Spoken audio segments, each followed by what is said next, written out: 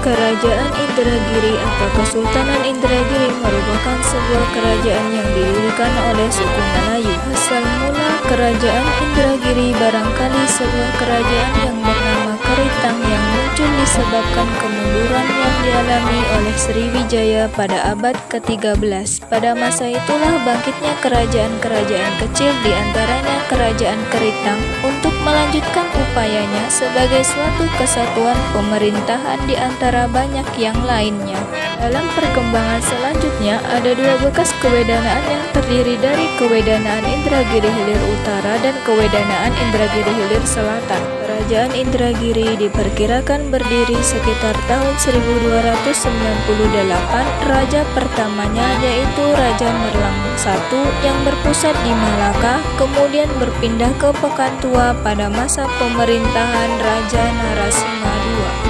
A few moments later, a few minutes later, a few inches later, 12 seconds later, 3 days later, 3 weeks later, many months later. Indragiri atau Kesultanan Indragiri sekarang dengan wilayahnya berada pada Kabupaten Indragiri Hulu, Kabupaten Indragiri Hilir, dan Kabupaten Kuantan Sengingi, Provinsi Riau, Indonesia. Dalam pengelolaan keuangan, Kerajaan Indragiri merealisasikan penerimaan dan pengeluaran daerah tingkat 2 Indragiri Hilir tahun 1996 atau 1997 terdiri dari penerimaan rutin dan pengeluaran rutin dan pengeluaran pembangunan atau pemberian upeti atau membayar pajak kepada raja pada rakyat atau wilayah taklukannya.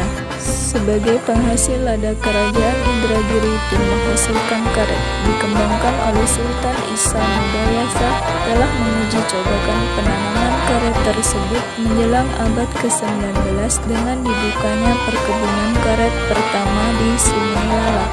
Di samping karet, Kerajaan Indragiri memberikan kesempatan kepada pengusaha-pengusaha Eropa untuk membuka perkebunan tembakau di Air Molek tahun 1893. Pada masa pemerintahan Sultan Isa, kehidupan ekonomi rakyat Indragiri sangat berkembang. Kehidupan ekonomi di Kesultanan Indragiri pada masa pemerintahan Sultan terakhir, prioritas sektor ekonomi juga diutamakan. Kehidupan ekonomi Kesultanan Indragiri boleh dikatakan makmur. Lahan pertanian sangat subur, baik untuk tanaman tembakau, karet, gambir, padi, dan sebagainya. Sedangkan hasil-hasil kerajaan diperoleh oleh Sultan dari pajak rakyat, pedagang, gaji-gaji dari pemerintah Hindia Belanda, kebun-kebun kerajaan seperti padi, lada, karet, kopra, dan sebagainya. Keadaan perekonomian Indragiri pada masa ini sangat menyedihkan. Kebutuhan pokok penduduk dikuasai oleh Jepang secara ketat. Rakyat diperintahkan untuk berladang sampai ke pelosok-pelosok desa. Pengarahan kepada para penduduk tersebut dilakukan secara paksa.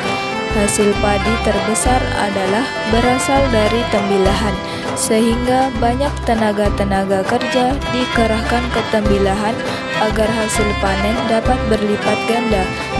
Tetapi sayang dan penduduk sangat kecewa karena hasil panen langsung disimpan di gudang-gudang Jepang dan rakyat yang memilikinya hanya diberi sedikit, sekedar untuk menjamin asal tidak mati. Menghasilkan bahan makanan, Jepang membuat aturan bahwa setiap daerah diberi target tertentu setiap panen. Demikian pula keadaan di pasaran bebas, bahan makanan tidak boleh dijual, di samping kebutuhan hidup lainnya seperti pakaian, minyak tanah, dan sebagainya tidak boleh dijual.